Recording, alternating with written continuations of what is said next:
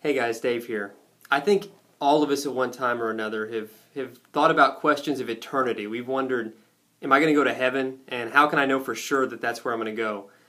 And even if you've never been to church, you probably know the most famous verse in the Bible, John 3:16. You see athletes writing it on their face during football games and everything else. And that verse simply says, "For God so loved the world that he sent his one and only Son, who is Jesus, that whosoever believes in him should not perish, but will have everlasting life." But how do you know? How do you know that you're really saved? There's a great movie called Saving Private Ryan. It came out years back, and it's a World War II movie that just shows the heroism of the guys in that generation that sacrificed so much to protect our freedoms.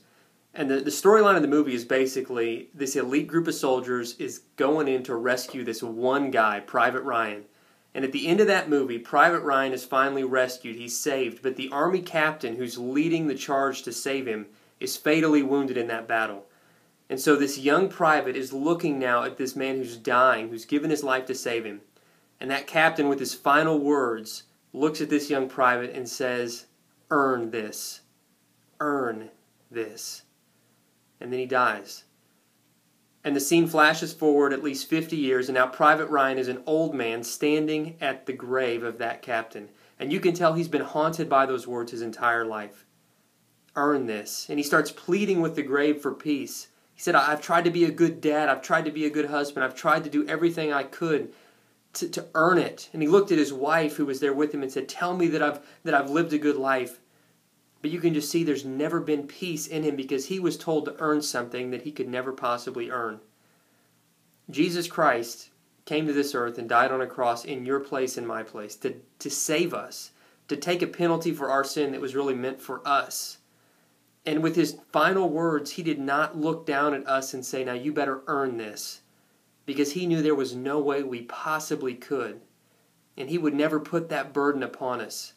You know what he said instead of "earn this"? He said, "It is finished." It is finished is what he said when he looked down on us with love from that cross and invited us into a relationship with him that wasn't based on our goodness, but it's based on his goodness. And because of that, no matter what you've done, no matter where you've been, no matter how far you feel you are from God, you can come home to him right now. And you can have the security of knowing that you're his and his for all time, because his grace, it is not based on us, it's based on him. And it's a gift we receive by faith. The Bible tells us it's by grace we've been saved through faith. It's not from ourselves, it's a gift from God.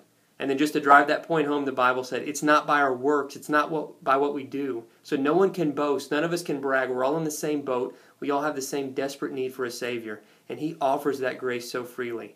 And so if you believe in Jesus, and by believing, not just believing in him intellectually, but you've put your life and your trust in his hands to say, "Lord, I want you to be the leader of my life, the Savior of my soul. You're the only one who can get me to heaven, and I know if it's based on my goodness, I'm not going to get there." If you've put all your trust in him and asked him to save you, then you're his child. So live in the peace that comes from that. You don't need to go around wondering and worrying. But don't live in rebellion. Live in the freedom that your grace provides, to live a life worthy of that calling, and to point as many people as you can back to the one who saved you. Thanks for taking the time to watch this. I hope the words have encouraged you. For more encouraging resources, I invite you to check out my site at davewillis.org. God bless.